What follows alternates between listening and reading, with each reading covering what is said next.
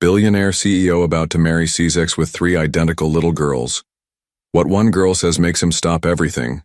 Before we begin, just know, no matter where you are in the world, I'm glad you're here. The Manhattan sky darkened without warning as James Blackwood stepped out of his gleaming office tower.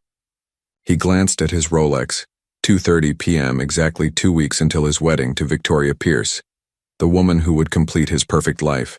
His phone rang, displaying his assistant's name. Mr. Blackwood, the wedding planner confirmed the string. Quartet for the Hampton ceremony. Miss Pierce requested you approve the final menu selection by tonight. Tell her I'll review it this evening, James replied, watching storm clouds gather. His tailored suit, like his life, was meticulously planned, nothing left to chance. The first heavy raindrops fell as he tried hailing a cab. Other executives huddled under awnings, protecting themselves from the sudden downpour. James prided himself on having overcome life's storms, building his tech empire from nothing. Now at 33, he stood at the pinnacle of success, wealthy, respected and engaged to the hotel heiress whose family connections would only enhance his empire. James Blackwood never gets caught in the rain, he muttered to himself with a satisfied smile, finally flagging down an approaching taxi. That's when he saw her. Across the busy street, a woman hurried along the sidewalk, shepherding three small children in matching colorful raincoats, red, blue, and yellow. Something about her graceful movements caught his attention. When she turned her head slightly to check on the children, James's heart stopped. Sarah Mitchell. The woman he'd left 5 years ago for his career. The woman whose tearful face had haunted his dreams in the early days of his success before he'd trained himself to forget. He stood frozen, taxi door half open, rain soaking through his expensive suit. Sarah hadn't noticed him yet, too focused on protecting the little girls from the downpour. They appeared to be identical triplets, approximately 4 years old, with golden hair peeking out from beneath their raincoat hoods. Then, as if feeling the weight of his gaze, Sarah looked up. Their eyes met across the crowded street, through sheets of rain and passing umbrellas. She froze, her face draining of color. One of the observant little girls in the yellow raincoat followed her mother's sightline. With innocent clarity, she pointed directly at James and proclaimed loudly enough to carry across the din of the city. That's the man in Mommy's special box that makes her cry at night. The world around James seemed to stop. Traffic noises faded. The rain became distant. He stared at the little girls, really seeing them for the first time. Their delicate features, the shape of their eyes, the curve of their small chins. His features. The revelation hit him with the force of a physical blow. These weren't just Sarah's children. The timing, their age, their familiar features. These were his daughters. Daughters he never knew existed. The taxi driver honked impatiently. You getting in or what, mister? But James couldn't move. 5 years of carefully constructed certainty crumbled around him in an instant. The perfect life he'd built suddenly felt hollow, like a stage set about to be dismantled. Sarah quickly gathered the girls, hurrying them along the sidewalk away from him. Before turning the corner, she glanced back once, her expression a complex mixture of fear, defiance, and something else James couldn't identify. The taxi drove away, leaving James standing alone in the pouring rain. His world irrevocably changed. By a chance encounter and a child's innocent words, he had daughters, 3 of them, and they had lived 4 years of their lives without him ever knowing they existed. James stumbled into his penthouse, dripping rainwater onto imported marble floors. The doorman's concerned greeting had gone unanswered. James could hear nothing but the echo of that little girl's words. Matthews, cancel my meetings for the rest of the day, he barked into his phone. All of them. His assistant's protests faded as James hung up and moved to his home office. With trembling hands, he typed Sarah Mitchell Interior Design into his search engine. Her professional website appeared immediately. Mitchell Design, breathing new life into historical properties. There she was, smiling confidently in a tailored blazer beside a restored Victorian staircase. The woman he'd once loved, now a successful designer without him. James closed his eyes, memories flooding back. Sarah laughing in their tiny Brooklyn apartment, paint on her cheek as they renovated their first home together, her sleeping face on Sunday mornings, her tears the night everything changed. 5 years ago, they'd been struggling together. Sarah worked at an art gallery while James pursued his startup dream from their apartment's corner desk. They'd shared takeout dinners on the floor, planning their future with hopeful naivety. Then came the pivotal investor meeting. "We'll fund you," they'd said, "but you need to relocate to Silicon Valley, immediately." James remembered pacing outside their office building, calling Sarah. "It's everything we've worked for," he'd explained, excitement overwhelming his awareness of the growing silence on the other end. "What about us?" Sarah had finally asked. "What about our plans?" "This is our plan," he'd insisted. "You can join me later." "James, there's something I need to tell you." "There's no time, Sarah. This is my one shot. I have to take it." Her voice had grown desperate. "Please, just listen." But he hadn't listened. He'd made his choice, ending their relationship in that single call, hanging up before she could finish. Now, staring at the evidence of what he'd interrupted, James felt physically ill. Those little girls, his daughters, would be nearly 5, now conceived just before he'd left. His gaze drifted to the engagement photos with Victoria displayed throughout his penthouse. The smiling couple looked like strangers to him now. His phone rang, Victoria's ringtone. "Darling, have you seen the tabloid piece about our wedding? They're calling it the society event of the year." Her voice was bright, excited. "Victoria." He couldn't form words beyond her name. "James, are you all right? You sound strange." He stood before the floor-to-ceiling windows overlooking Manhattan, the empire he'd built stretching before him. None of it seemed to matter anymore. "I need to handle something," he said, his voice distant. "I'll call you back." Without waiting for her response, he hung up and dialed his assistant again. "Matthews, I need you to find everything you can about Sarah Mitchell and her children. Everything." As night fell over the city, James remained motionless by the window, haunted by the image of 3 little girls in colorful raincoats who shared his features, daughters who had spent their entire lives without knowing their father. Daughters he hadn't even known existed. And somewhere in the city, Sarah, the woman who had once been his future, was tucking those girls into bed, without him. 3 days after the rainy encounter, James sat in his office, staring at the manila envelope his private investigator had just delivered. His manicured fingernails tapped against the rich mahogany desk, a nervous habit from his poorer days that resurfaced only in moments of extreme stress. "Is this everything?" he asked, voice barely above a whisper. "Everything I could find, Mr. Blackwood," the investigator replied. "Ms. Mitchell keeps a low profile, but she's built quite a reputation in historical restoration circles." When alone, James finally opened the envelope. Photographs spilled across his desk. Sarah entering her Brooklyn brownstone, Sarah at a coffee shop reviewing blueprints, Sarah holding hands with 3 identical little girls outside an elementary school. His daughters. The formal report confirmed what James already suspected. Sarah Mitchell, 32, had established herself as a respected interior designer specializing in historical properties. Her business had grown steadily over the past 4 years, with recent features in several design magazines. The triplets, Emma, Olivia, and Abigail, were 4 years and 7 months old. No father was listed on their birth certificates. James's hands trembled as he read about their difficult entry into the world. The pregnancy had been complicated, the delivery more so. The girls had spent their first weeks in the NICU, while Sarah recovered from emergency surgery.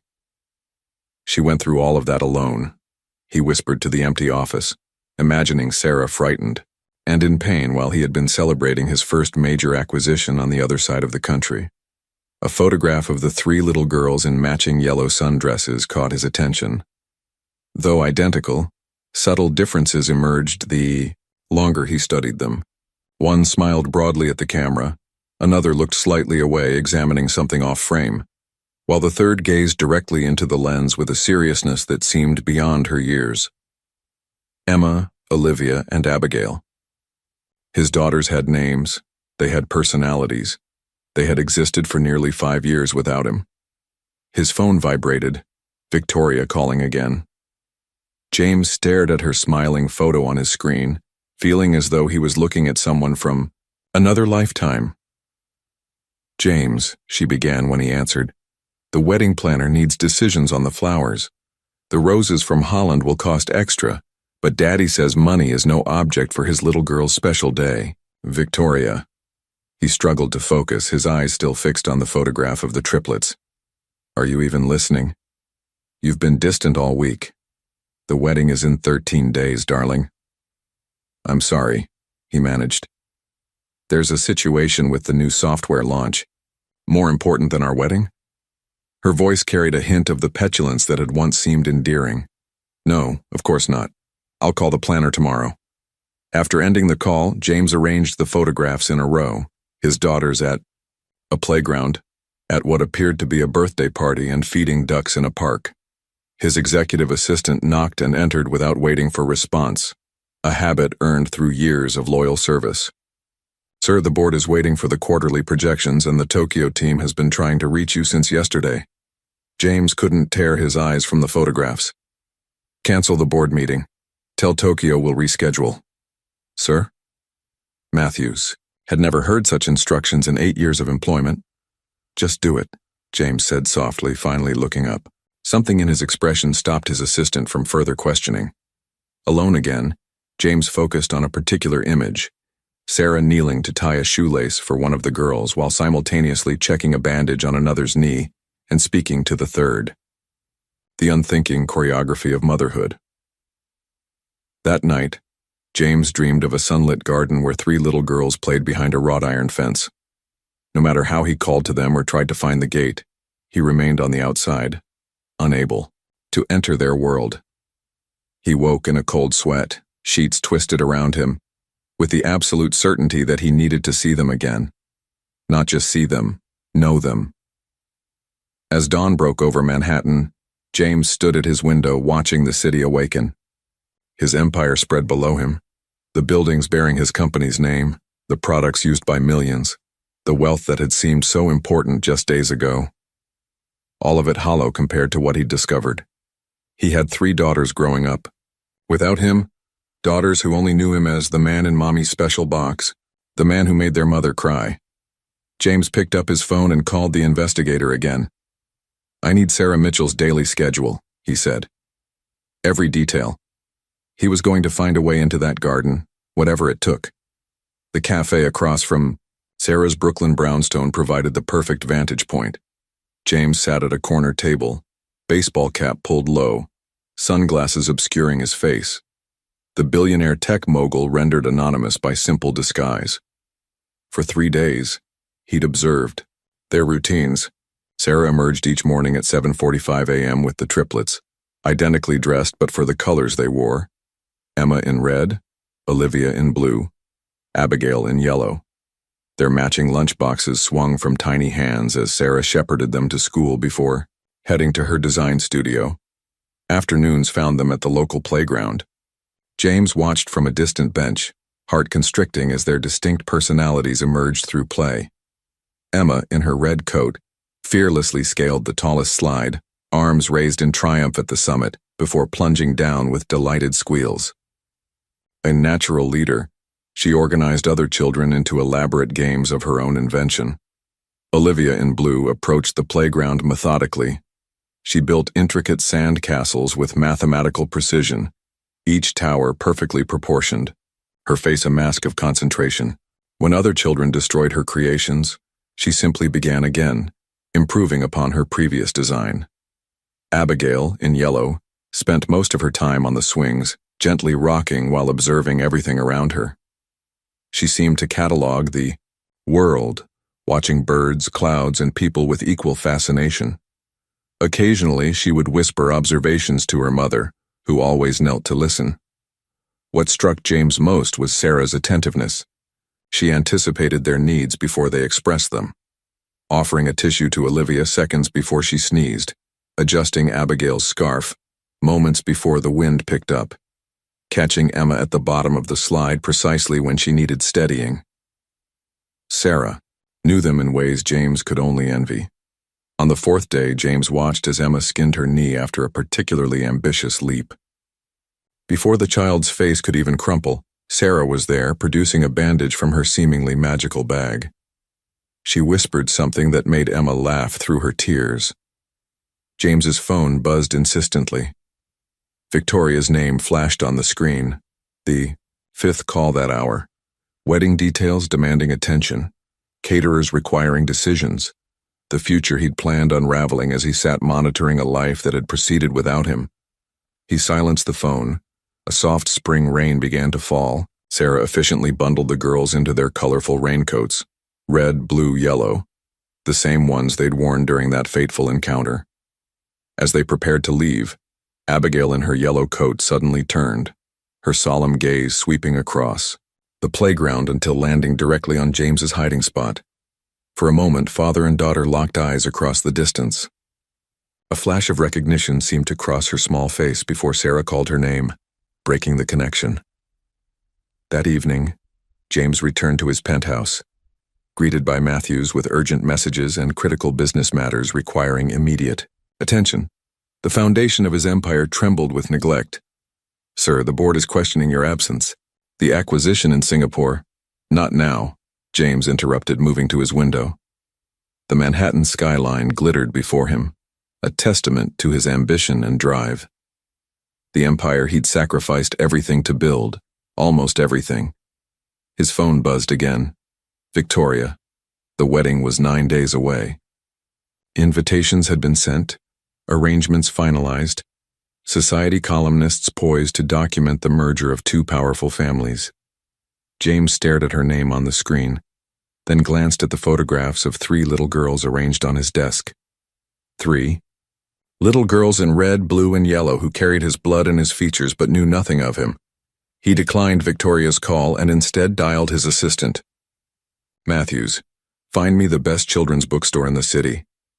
The time for watching from a distance had ended. Tomorrow, James Blackwood would take his first tentative step toward becoming a father. "May I help you find something special?" The elderly bookstore owner smiled at James, who looked distinctly out of place among the colorful children's shelves in his tailored suit. "I need 3 copies of the same book," James replied, eyes scanning the countless spines. "For girls. 4-year-old girls." "Sisters?" "Triplets," James answered, the words still strange on his tongue. The shopkeeper's eyes brightened. "How wonderful. I have triplet grandsons myself. Are they identical or fraternal?" "Identical," James said softly. "But they're different too. One's brave, one's precise, and one notices everything." The shopkeeper nodded knowingly.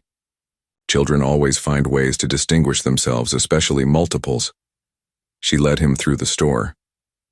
"Do they have favorite books already?" James swallowed hard. "I don't know," he admitted. Something in his expression made the woman pause. "New to their lives?" James nodded, surprised by her perception. "Then you need something meaningful, something that connects." She reached for a beautifully illustrated edition of The Secret Garden. "This was my favorite as a child. It's about finding something beautiful that was there all along, just waiting to be discovered." James took the book, turning it over, in his hands. His mother had read this to him when he was small before illness took her. He remembered the comfort of her voice, the magic of the hidden garden. "Perfect. 3 copies, please." Back at his penthouse, James carefully wrapped each book in different colored paper, red, blue, yellow, to match the girls' coats. He debated including a note, but decided against it. This gesture needed to speak for itself.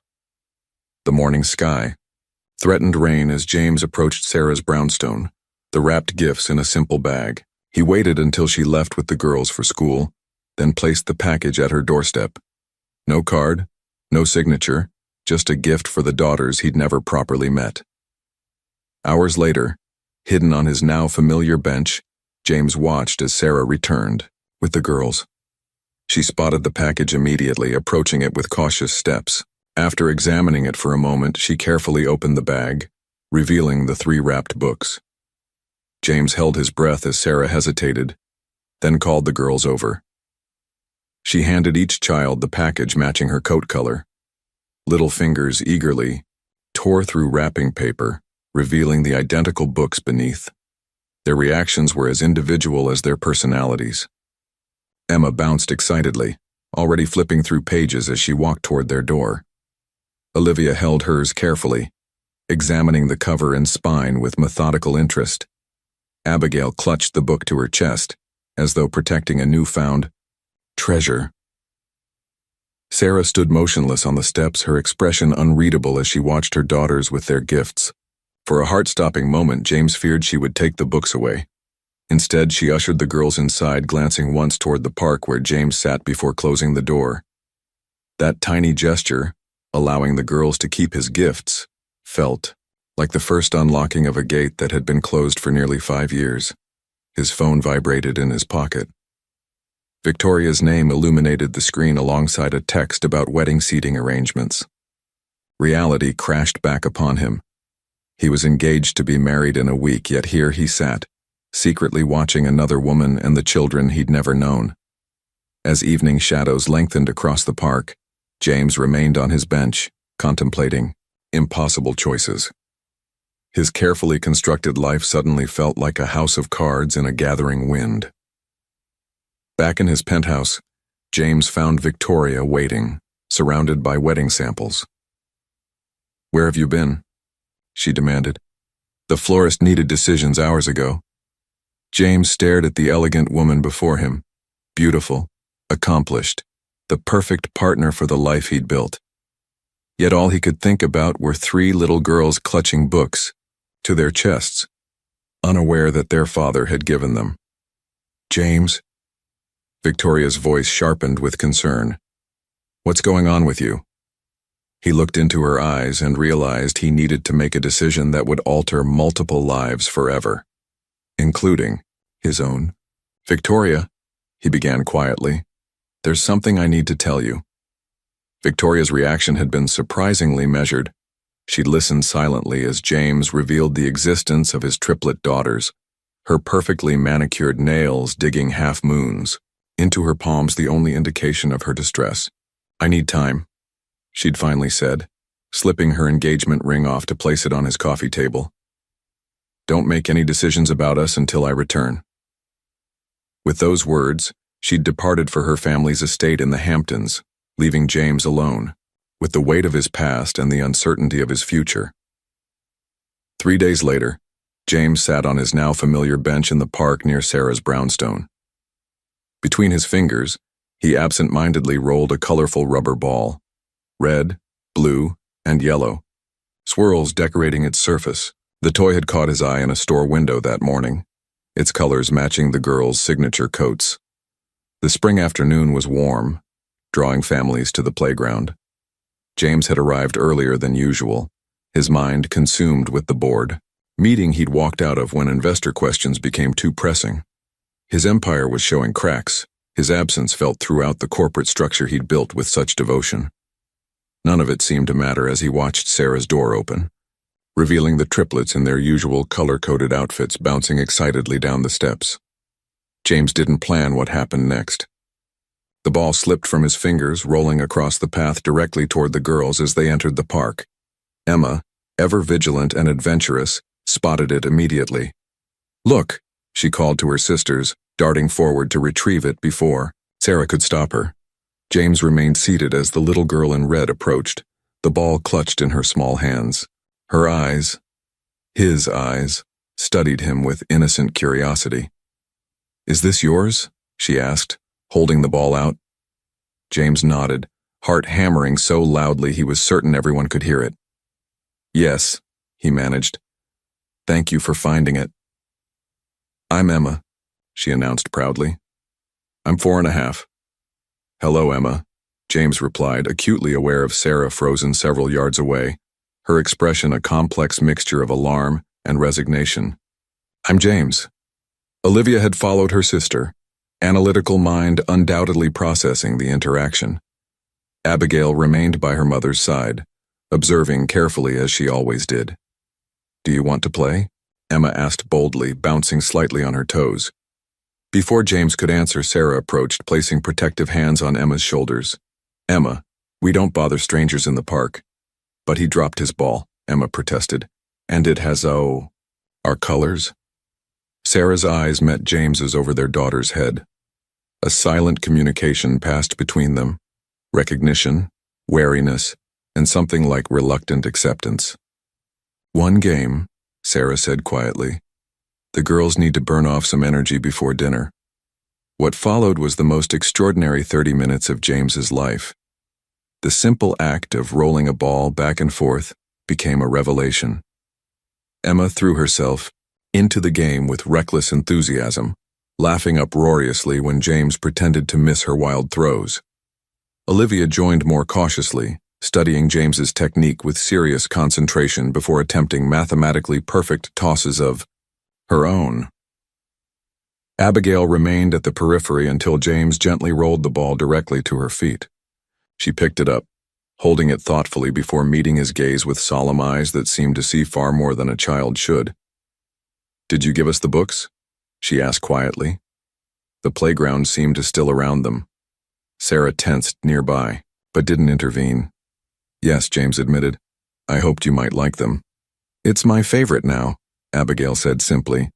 "I like the part about the key." "That was my favorite part too when I was little," James replied, emotion threatening to overwhelm him. The moment was broken when Emma demanded another turn, reclaiming the ball with characteristic determination. The game resumed until Sarah glanced at her watch and called time. "We need to go home for dinner," she told the disappointed girls. To James, she added in a low voice, "Tomorrow, 3 o'clock, same playground, 1 hour." As the triplets gathered their things, Abigail approached James once more. "Will you bring the ball tomorrow?" "Yes," James promised, his voice thick with emotion. "I'll bring the ball." He watched them leave, Sarah's hand protectively on Abigail's shoulder, Emma skipping ahead, Olivia walking with precise steps. Just before turning the corner, Sarah glanced back, giving him a small, nearly imperceptible nod. James remained on the bench long after they'd disappeared, the colorful ball still warm from his daughter's small hands. His phone buzzed repeatedly. In his pocket, alerts from his assistant about the disastrous board meeting, messages from Victoria, and most significantly, a final warning about the Singapore acquisition falling through without his immediate attention. The empire he'd sacrificed, everything to build, was crumbling around him. The life he'd planned with Victoria hung by a thread. Yet as darkness fell over the park, James could think only of 3 pairs of eyes, his eyes, looking at him with curiosity, caution, and wonder. Of Abigail's quiet question about the books. Of Sarah's words, "Tomorrow, 3 o'clock." For the first time in 5 years, James Blackwood had a commitment more important than any business deal. He had a ball game with his daughters. James arrived at the playground 45 minutes early, unable to contain his anticipation.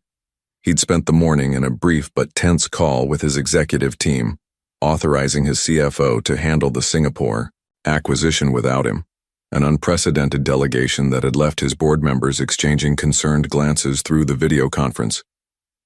None of that mattered now as he claimed the same bench, the colorful ball resting beside him. He'd added a bag containing 3 small kaleidoscopes, each wrapped in the girls' signature colors. The playground filled with afternoon visitors, but there was no sign of Sarah or the triplets.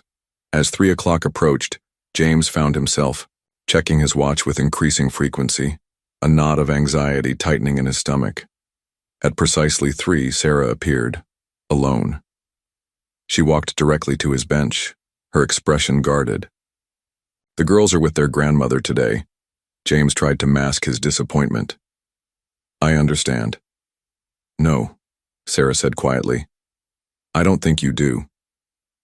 She sat beside him, maintaining a careful distance. "This isn't a casual playdate, James. These are our daughters' lives." The word "our" hung between them, the first acknowledgement that these children belonged to both of them. "I want to know them," James said simply. "And what happens when you decide your real life needs attention again?" The edge in her voice cut through the pleasant spring air. What happens when the novelty wears off? James flinched. That's not fair, isn't it? Sarah turned to face him directly. 5 years ago, you chose your career over us with a single phone call. You hung up on me before I could tell you I was pregnant. The confirmation of what he'd suspected hit him hard. If I had known— What? Sarah interrupted. You would have stayed? Abandoned your dreams? Your investors? We both know that's not true. She looked away, watching children play on the swings. Besides, that's not the point anymore. What is the point? James asked softly. The point is those 3 little girls who have never had a father, who don't understand why other children have daddies and they don't. Sarah's voice trembled slightly. The point is, I won't let them be abandoned twice. James absorbed her words, recognizing the protective ferocity behind them. I'm not going anywhere this time. Sarah studied him for a long moment. Here are my terms, she said finally. You can see the girls 3 times a week, for 1 hour, each visit, always in public places, always with me present. No elaborate gifts, no grand gestures, no false promises. And if I agree, then you can be part of their lives, slowly, on their schedule, not yours. Her gaze hardened. But understand this. If you disappear even once, that's it. No more chances. I won't have them looking for someone who isn't coming back. James nodded solemnly. I understand. Do you? Sarah challenged. Your whole life has been about acquisition and expansion. Building your empire. Getting more. These are children, James, not assets. They need consistency, not intensity. The accuracy of her assessment stung. I'm learning, he admitted. I want to learn. Sarah's expression softened almost, imperceptibly. The day we met in the rain, I just accepted a major renovation project. The girls were excited because we'd just gotten ice cream to celebrate. She paused. That's what real life looks like, James. School drop-offs and skinned knees and nightmares at 2 a.m. It's not glamorous or exciting. It sounds perfect, James said honestly. A flash of vulnerability crossed Sarah's face before she composed herself. There's something else you should know. I tried to tell you about the pregnancy during our last call. I called you 3 more. Times after that, your number was disconnected. The revelation hit James like a physical blow. Sarah, I had no idea. I changed my number when I moved to California. I thought a clean break would be easier for both of us. The justification sounded hollow even to his own ears. Easier, Sarah repeated with a bitter smile. Nothing about raising triplets alone has been easy, James. I'm sorry, he said, knowing the words were painfully inadequate. Your company was taking off. You were in all the business magazines. I made my choice not to disrupt your life, just as you'd made yours not to be part of mine. James thought of the empire he'd built, the billions he'd amassed, the acclaim he'd received, and the hollow feeling that had haunted him even before discovering his daughter's existence. I'm engaged, he said suddenly, feeling she deserved complete honesty. Or I was. I'm not sure anymore. Sarah stood, smoothing her skirt with practiced hands. Figure out what you want before you see them again, James. My daughters are not a side project you can abandon when your real life gets busy. She turned to leave, then paused. Saturday, 11 a.m., the playground by the duck pond in Prospect Park. 1 hour. As she walked away, James remained on the bench, the colorful ball, and unopened gifts beside him. Across town, Victoria was reviewing wedding invitations that had already been mailed, planning the society event of the season with a space beside her that James was no longer certain he could fill. He had 3 days to decide which life he was, choosing the empire he'd sacrificed everything to build or the family he never knew he had. 3 weeks passed in a rhythm James never could have imagined for himself. 3 times weekly he appeared at designated meeting spots, playgrounds, children's museums, botanical gardens, always precisely on time, always greeted by 3 pairs of eyes that increasingly lit up at his arrival. He brought small, thoughtful, Gifts chosen with each girl's personality in mind. Art supplies for Emma's wild creativity, puzzle books for Olivia's analytical mind, and a star projector for Abigail's dreamy nature. Sarah permitted these offerings after inspecting them first, her caution gradually softening as James proved himself reliable.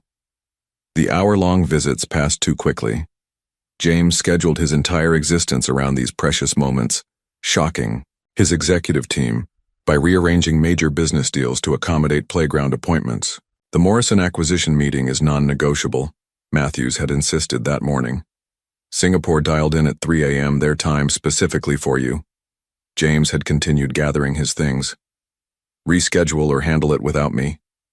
Sir, that's impossible. The board is already questioning. Then let them question. James's tone had ended the discussion. Now, watching Emma fearlessly climb the spiderweb structure at the playground, James checked his watch. The Morrison meeting had started 15 minutes ago, 8 blocks away in his corporate headquarters. His phone had been buzzing continuously in his pocket. "Higher, higher," Emma called.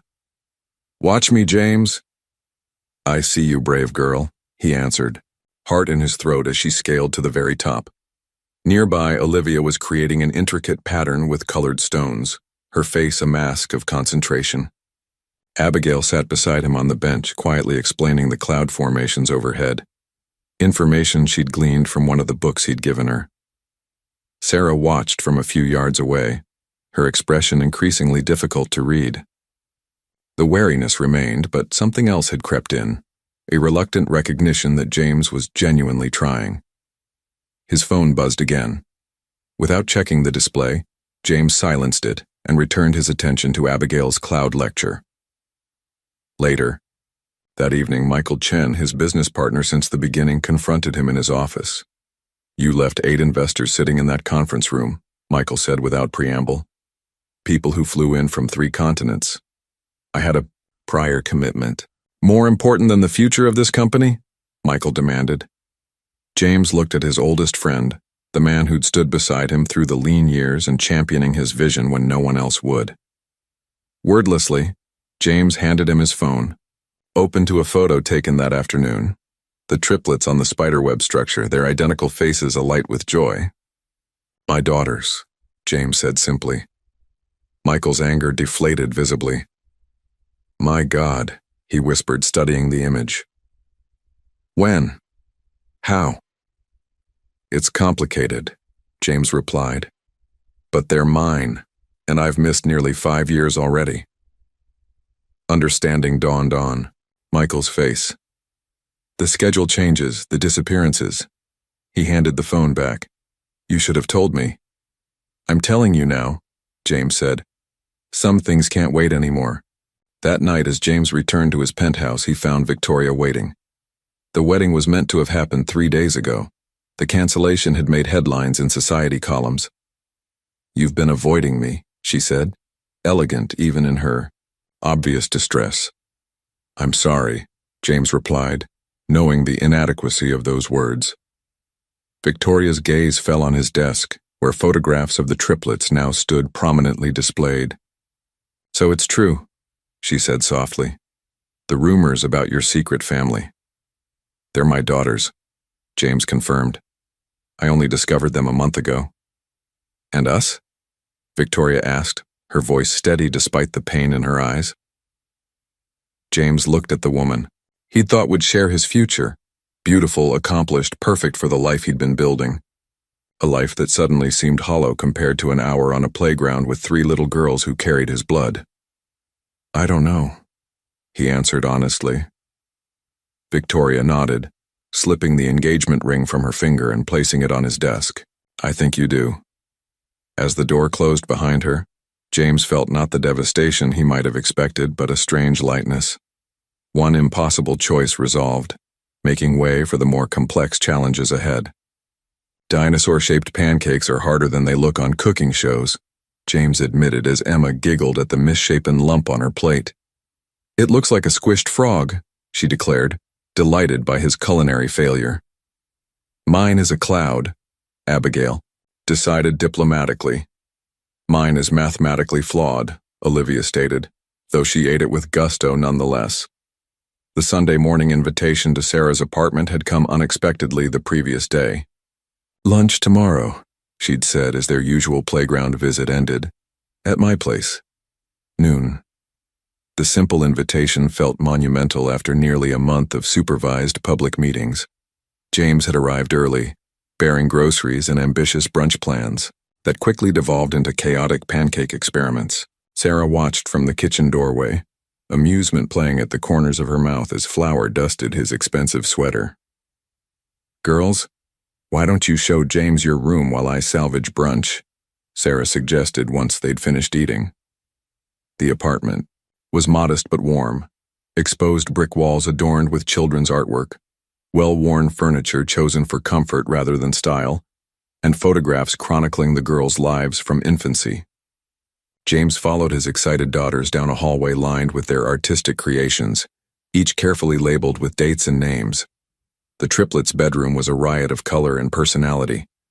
Despite sharing the space, each child had clearly carved out her domain. Emma's area featured action figures positioned in daring scenarios. Olivia's shelves held books arranged by size and color. Abigail's corner housed a collection of natural treasures, interesting rocks, pressed flowers, and a jar of particularly smooth pebbles. "This is where I sleep," Emma announced proudly, bouncing on her bed with its red comforter. "Mine has stars that glow," Abigail whispered, pointing to her ceiling where James's gift had been put to good use. Olivia showed him her desk, explaining her system for organizing homework with the seriousness of a corporate executive. James absorbed every detail, memorizing this space that had been their entire world without him. Later, as they finished the much-improved lunch Sarah had prepared, she caught his eye with a significant look, then gave a slight nod. The moment they'd discussed in hushed phone conversations had arrived. "Girls," Sarah began, her voice gentle but firm. "Remember how we talked about how families come in different shapes?" 3 identical heads nodded simultaneously. "And remember how you've been asking about your daddy?" The atmosphere in the sunny kitchen shifted instantly. Emma straightened in her chair. Olivia's fingers tightened around her fork and Abigail's observant eyes darted between her mother and James. Sarah took a deep breath. "James isn't just Mommy's friend, he's your father." A profound silence fell over the room. James felt his heart hammering against his ribs as 3 pairs of eyes, his eyes, turned to study him with new understanding. Emma, always first to speak, broke the silence.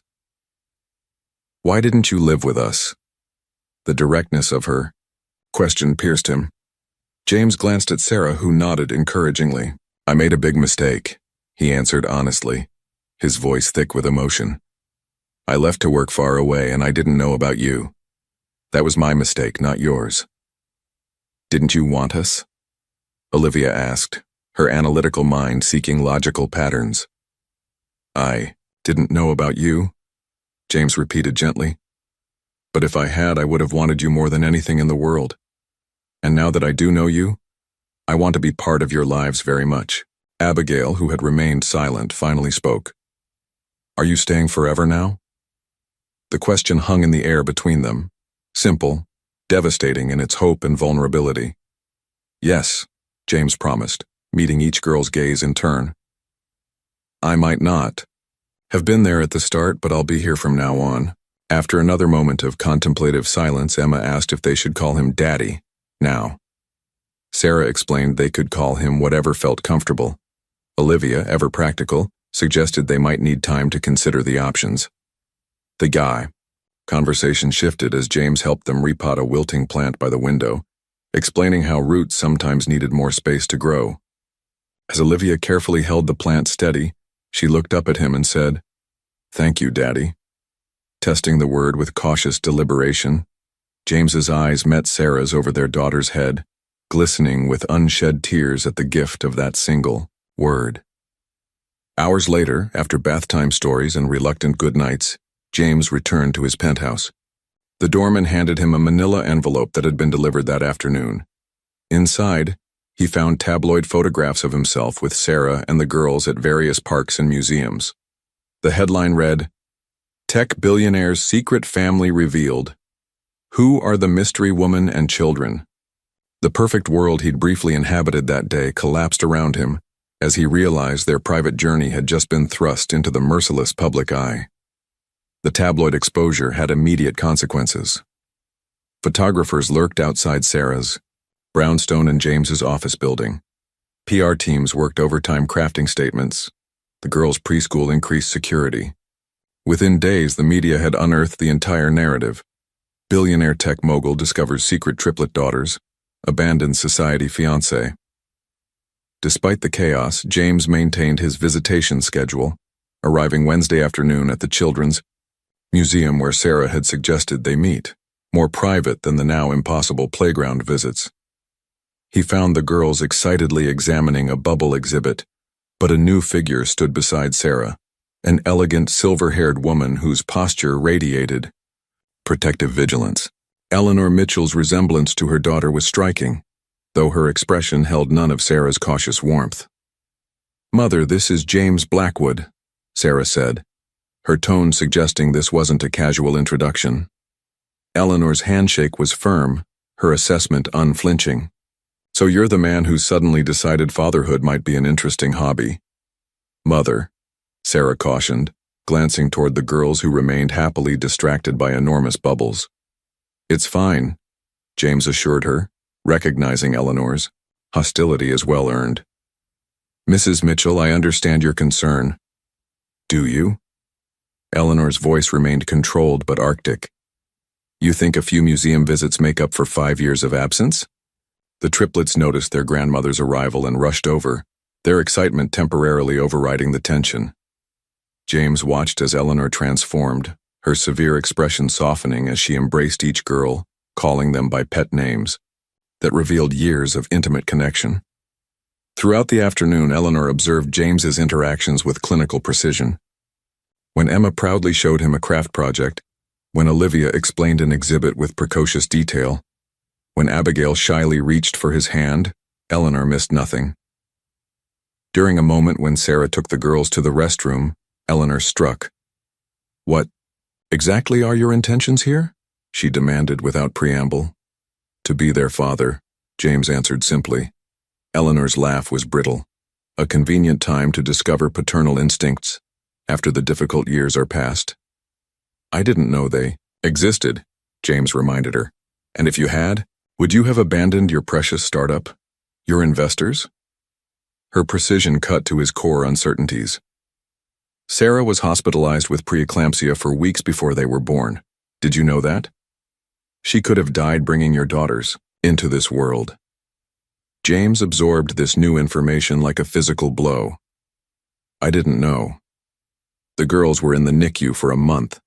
Sarah slept in a chair between their incubators every night, recovering from an emergency C-section, pumping breast milk around the clock, terrified they wouldn't survive. Eleanor's eyes flashed. "Where were you then?" "Becoming a billionaire."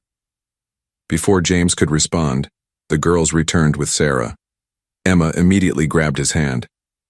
"Daddy, come see the dinosaur bones upstairs." Eleanor stiffened at the title, but Emma continued, unaware of the tension. "Daddy makes the best paper airplanes, Grandma. Even better than yours." Something in Eleanor's expression shifted, not softening entirely, but acknowledging the reality of the connection forming between James and her granddaughters. Later, as they prepared to leave, Eleanor pulled James aside while Sarah helped. "The girls with their coats. Those little girls are my world," she said quietly. "Sarah, too. When you left her, I watched my daughter shatter and then rebuild herself around those babies. She's done an extraordinary job without you." "I know," James acknowledged.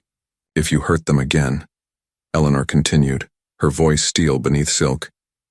"If you walk away when this gets difficult, and it will get difficult, there won't be a third chance." Her gaze was unflinching. "No matter how many billions you have, I understand," James replied, meeting her intensity with his own. "I can't change the past, only commit to being present now." Eleanor studied him for a moment longer. "We'll see," she said finally. "Actions, not words, Mr. Blackwood, that's what those girls need." That evening, James sat alone in his penthouse, Eleanor's accusations echoing in his mind. His phone rang. Victoria, calling for the first time since returning his ring. "I saw the news," she said without greeting. "Triplets, they look like you." "Yes," James confirmed, uncertain where the conversation was headed. "You've already chosen your path," Victoria said, her voice remarkably free of bitterness. "And it isn't with me. I wanted to say goodbye properly, and maybe good luck." The unexpected grace of her farewell left James contemplative long after they hung up. Victoria had seen what had taken him far too long to recognize. Some choices once made redirect the entire course of a life. The question remaining was whether he was equal to the path he'd now chosen. "Do you think they'll like it?" James asked. Matthew, who stood bemused in the doorway of what had been the executive home office in James's penthouse. The severe space, once dominated by minimalist furniture and award plaques, had been transformed. One wall featured a rainbow mural, another held 3 child-sized desks in red, blue, and yellow. The central area contained an art station, bookshelves, and a comfortable reading nook with cushions and stuffed animals. "It's quite a change, sir," Matthews observed diplomatically. "The girls are staying overnight this weekend," James explained, adjusting a slightly crooked picture frame containing their latest crayon masterpiece. Their first time here. 2 months had passed since the tabloid exposure. The initial media frenzy had subsided into occasional photographs and speculation, manageable now that James's PR team had issued a straightforward statement confirming his newly discovered paternity. Sarah had cautiously agreed to the overnight visit, recognizing the girls' growing attachment to their father. Saturday morning found James nervously welcoming his daughters into his home. Their wide-eyed exploration of the penthouse was punctuated by excited discoveries. "A piano," Abigail whispered reverently, touching the keys with gentle fingers. "Your windows go forever," Emma declared, pressing her face against the floor-to-ceiling glass. Olivia methodically investigated each room, noting with approval the logical layout and storage solutions. When they discovered the playroom, their reactions validated James's efforts. Each found her own space naturally, Emma immediately climbing the small indoor slide, Olivia examining the educational toys, Abigail settling into the reading nook with a new picture book. Later they gathered at the large dining table with art supplies. James had planned a painting activity, carefully arranging brushes, watercolors, and paper. Each girl approached the blank page differently, Emma with bold splashes of color, Abigail with dreamy swirls, Olivia with precise patterns. "Your flowers are really pretty, Emma," James commented. "And Abigail, those colors blend beautifully." Turning to Olivia, he added, "Yours is so organized." Olivia's face fell immediately. Her brush clattered to the table as tears filled her eyes. "What's wrong?" James asked, alarmed by the sudden shift. "I'm never special," Olivia cried, her voice breaking. "Emma is the brave one, Abigail is the dreamy one, and I'm just organized." The outburst stunned everyone. Emma and Abigail froze while James realized his grievous error. He'd been treating them as a match set rather than 3 individuals with different needs and sensitivities. "Olivia," he said gently, kneeling beside her chair. "May I tell you something important?" She nodded, tears still streaming down her cheeks. "Being organized isn't just about neatness. It's about seeing patterns others miss. It's about solving puzzles." He pointed to her painting. "Look how you created this perfect repetition of shapes. That's not just organization, that's mathematical thinking, that's genius." Olivia's tears slowed as she considered his words. "Would you like to see something?" James asked, leading her to his home office while her sisters continued painting. Under Matthew's watchful eye, inside he showed her the complex 3D modeling software he used for product design. "This is how I build things," he explained. "It takes someone who can see patterns and structures, someone organized like you." Over the next hour, he discovered Olivia kept a notebook where she meticulously planned everything. Playdates, toy arrangements, even the family's grocery shopping. What he'd dismissed as mere organization was actually an extraordinary gift for structure and systems. That evening, as James tucked them into the guest room beds arranged side by side, he made a silent promise to each, to see them truly as individuals, not as parts of a matched set. The following weekend, he took Emma rock climbing at an indoor gym, her fearlessness finding perfect expression as she scaled walls with joyful abandon. The weekend after, he and Abigail visited the planetarium, where her thoughtful questions about distant stars impressed even the astronomers. And for Olivia, he created a special project organizing his extensive book collection, delighting in her systematic approach and careful categorization. Sarah noticed the change in their individual relationships. They talk about different things. Now when they come back from seeing you, she remarked one evening during drop-off. Not we did this with Daddy, but I did this with Daddy. They may look identical, James replied, but they're three completely different hearts.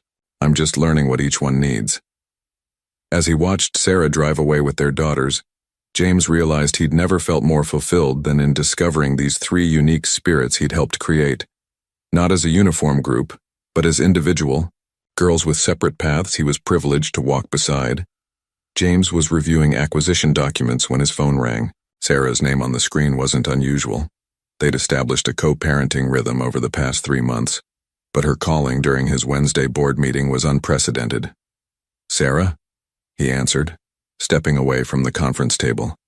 James, I need help. The strain in her voice immediately set off alarms. Abigail has a high fever. Emma has her dance recital, and Olivia's science project presentation is tonight. I can't be in 3 places at once. I'll be right there, James replied without hesitation, already gathering his things despite the stunned expressions of his board members. Are you certain? Sarah asked. This is what real parenting looks like, emergencies during important meetings. I'm already on my way, he assured her, ending the call and turning to the board. Family emergency. Michael will take over. His business partner nodded, understanding in his eyes as James hurried out, leaving behind what might have been the most significant acquisition discussion of the year.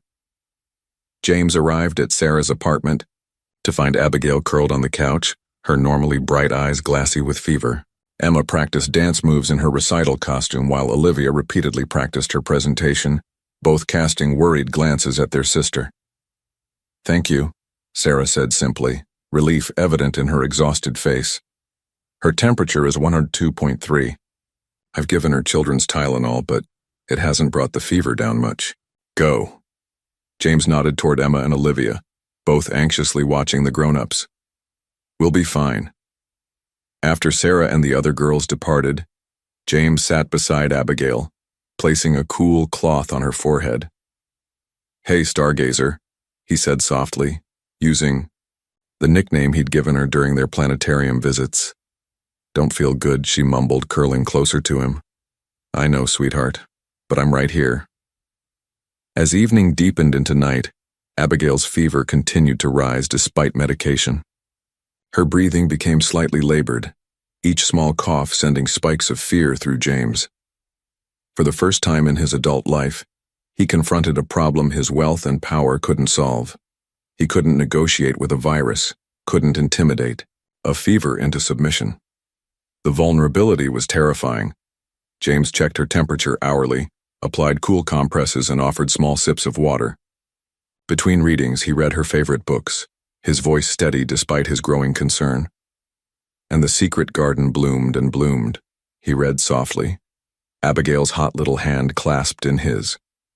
When her temperature reached 103.1, James called, Sarah. Should we take her to the hospital? He asked, unable to mask his fear. Sarah's calm voice steadied him. Not yet.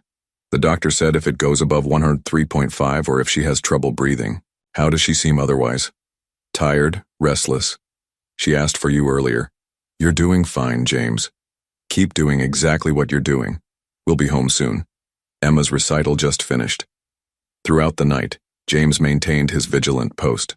When Abigail whimpered in half-sleep, he sang the lullaby he'd heard Sarah use. When she grew uncomfortably hot, he carefully sponged her arms and legs with lukewarm water as Sarah had instructed. This was fatherhood stripped to its essence.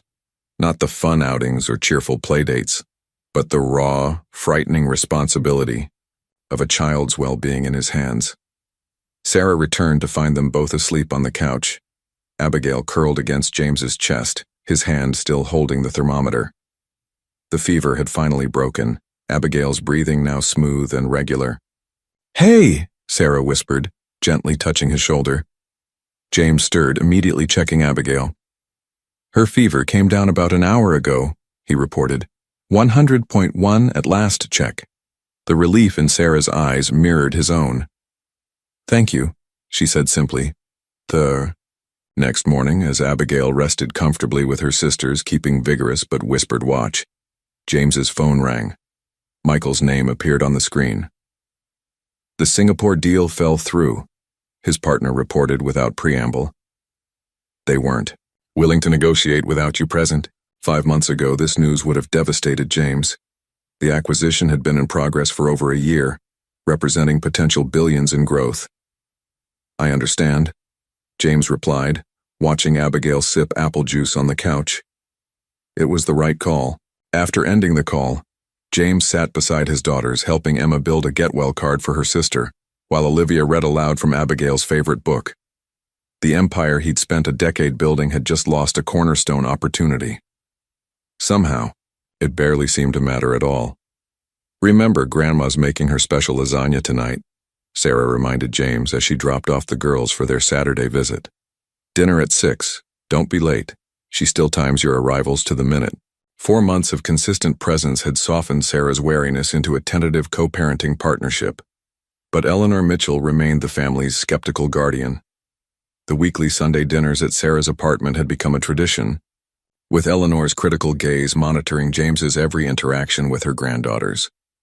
"We'll be punctual," James promised, already dressed in clothes selected by the girls for their museum outing, a casual sweater and jeans that had replaced his customary tailored suits during family time. The Metropolitan Museum of Art's children's program captivated the triplets, each engaging in her characteristic way. Emma racing from exhibit to exhibit with boundless energy, Olivia methodically reading every plaque, Abigail dreamily absorbing the colors and textures of ancient artifacts.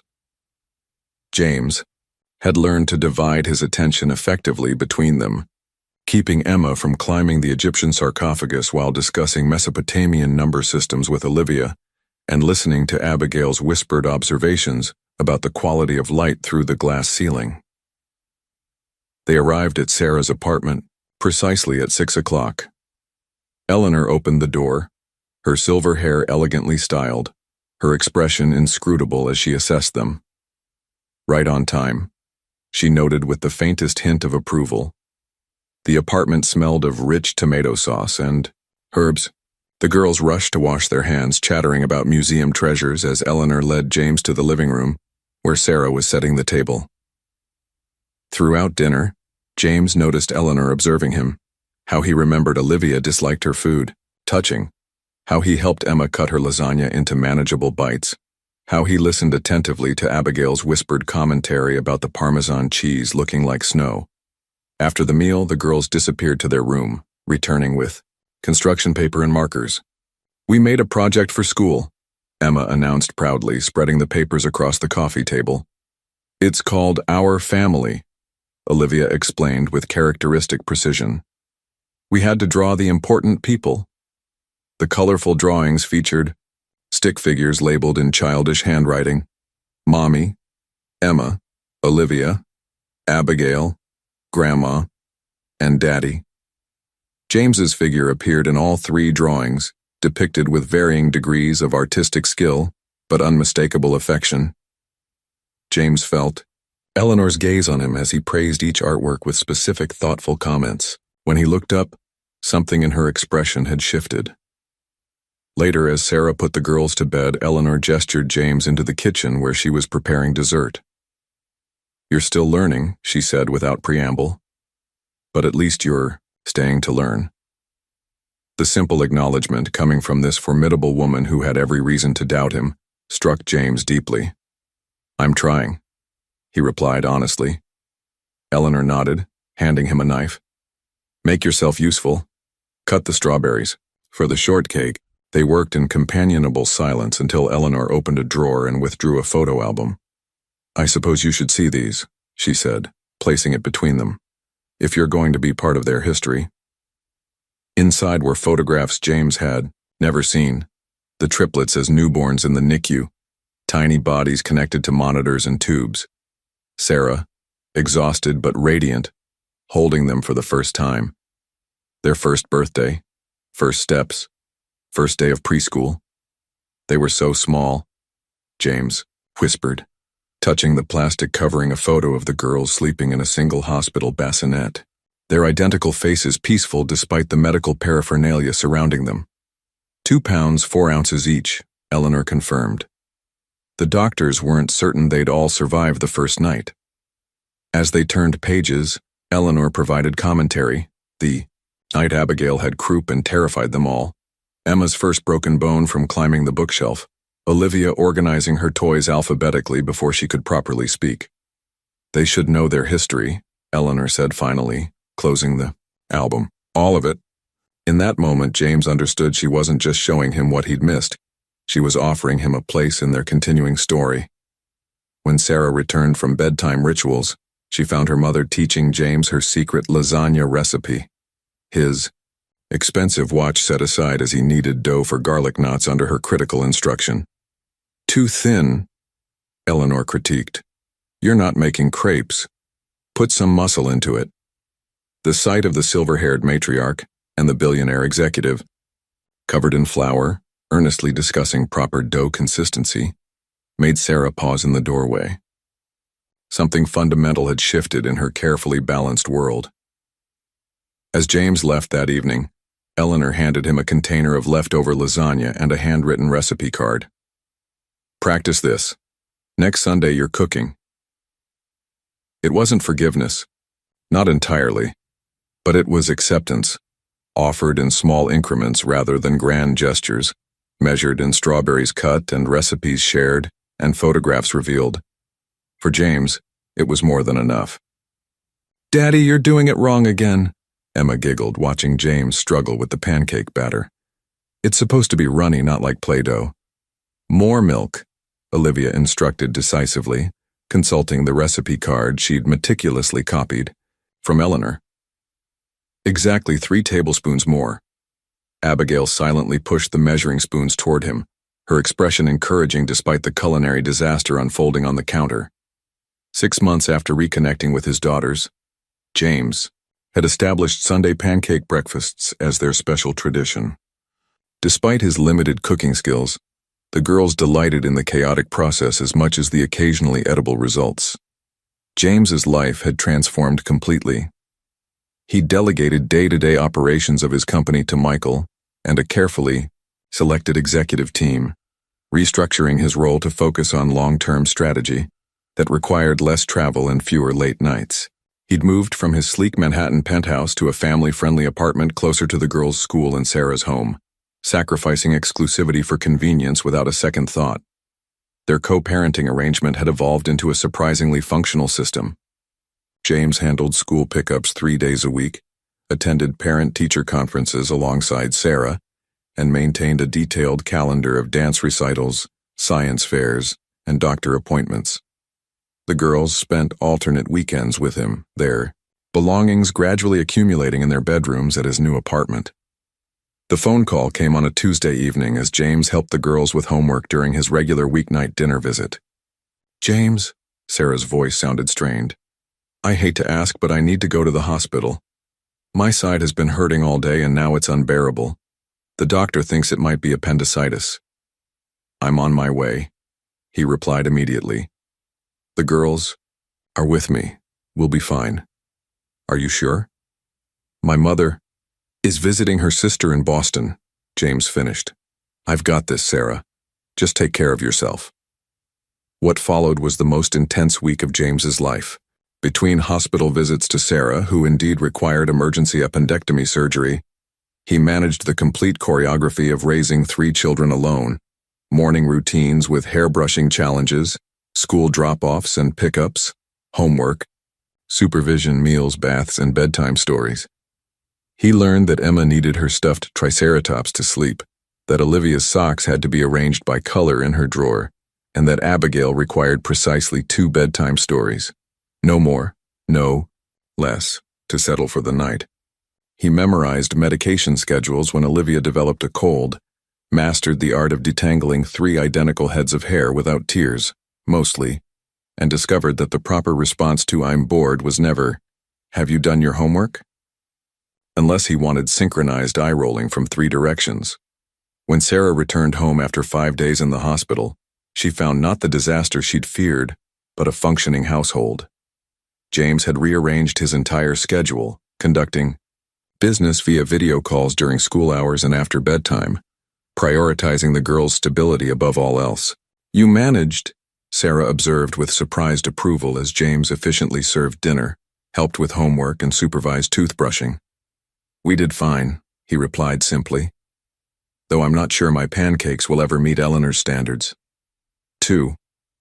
Weeks later, during the parent-teacher conference at the girls' school, their teacher, Ms. Peterson, referred to them as co-parents without hesitation. Neither Sarah nor James corrected her. "Emma's leadership skills are developing nicely," Ms. Peterson noted, "though we're working on her tendency to climb things that aren't meant for climbing." "That sounds familiar," Sarah said with a meaningful glance at James, who had recently caught their daughter attempting to scale his bookshelf. "Olivia continues to excel academically," the teacher continued. "Her organizational abilities are remarkable for her age. She reorganized my entire filing system," James shared with pride. "It actually makes more sense now. And Abigail's artistic talents are blossoming. Her observations are quite profound for a 5-year-old.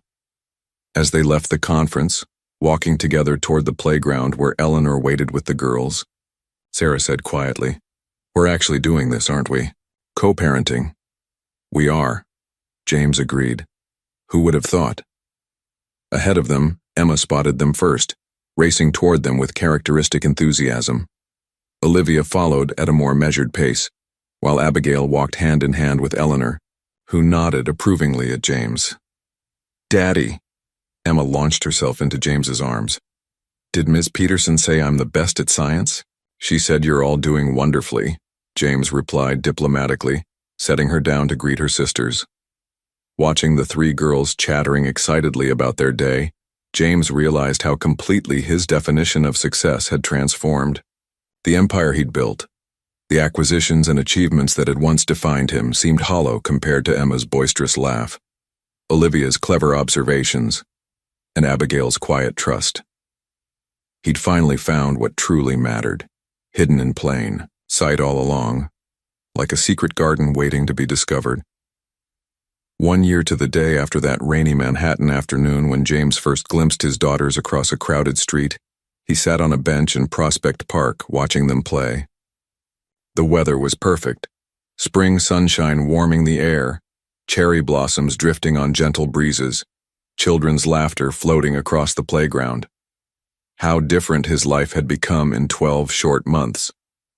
He now knew that Abigail feared thunderstorms and would crawl into bed with her sisters during lightning, that Olivia needed her books arranged by color on her shelf, or she couldn't fall asleep, that Emma couldn't part with her plush dinosaur no matter how ragged it became. He knew the precise shade of pink that made Emma wrinkle her nose in disgust, the exact temperature Olivia preferred her hot chocolate, and the specific way Abigail liked her hair braided for special occasions. He'd memorized their allergies, their shoe sizes, their favorite songs.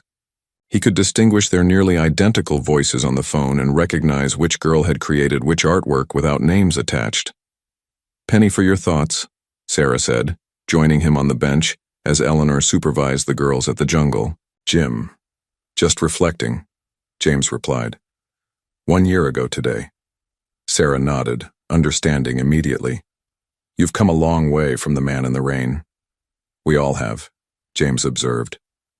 "I never imagined we could reach this point." They sat in companionable silence, watching Eleanor demonstrate proper monkey bar technique to an enthusiastic Emma. Their relationship had evolved into something neither could have predicted, not quite friendship, but a partnership built on mutual respect and shared devotion to 3 little girls. Abigail broke away from her sisters and ran toward them, climbing onto James's lap with the easy familiarity of absolute trust. She leaned close to his ear, her voice a characteristic whisper. "Mommy doesn't put the sad box under her bed anymore," James and Sarah exchanged a startled glance, both remembering that first chance encounter and the innocent words that had changed everything. That's the man in Mommy's special box that makes her cry at night. Sarah's cheeks flushed slightly. I was going through old things last week, she explained. The girls helped me organize. Into recycling, keepsakes, and donations, James finished, recalling Olivia's detailed explanation of the system. Sarah nodded, then hesitated before adding, I've been seeing someone. A restoration architect I met through work. It's still new, but that's wonderful, James said sincerely, surprising himself with how genuinely he meant it. You deserve happiness, Sarah. So do you, she replied simply. Abigail, satisfied with delivering her news, slipped off James's lap to rejoin her sisters. They watched her go, this thoughtful child who noticed everything, including the healing of old wounds. We should discuss summer plans for the girls, Sarah said. They've been begging for swimming lessons. I found a good program near my place, James offered. We could split the sessions? As they discussed logistics with the easy rhythm they'd developed, James marveled at how naturally co-parenting had come to feel. The initial wariness and resentment had gradually transformed into mutual respect, their shared love for the triplets building bridges across the pain of the past. Later, as they gathered the girls to leave, James found himself walking beside Sarah, with Emma skipping ahead while Olivia and Abigail compared notes on cloud formations with Eleanor. I never properly thanked you, he said quietly. For what? For raising them so beautifully. For being strong enough to do it alone. For allowing me into their lives when you had every reason not to. Sarah considered his words. They needed their father, she said finally. And you needed them even if you didn't know it. As they approached the park exit, Abigail slipped her small hand into James's, a gesture that still overwhelmed him with its simple trust. I'm glad you came back, Daddy, she said quietly. In that moment, all the success, wealth, and recognition he'd chased for years paled in comparison to the weight of his daughter's hand in his, and the sound of that single word. Daddy. The empire he'd sacrificed everything to build now seemed hollow compared to what he'd found in its place. Not in acquisitions or achievements, but in the daily, ordinary miracle of being present for the three extraordinary hearts he once almost lost. Full circle, he thought, squeezing Abigail's hand gently as they walked toward home. Not the end of a journey, but the beginning of one infinitely more valuable.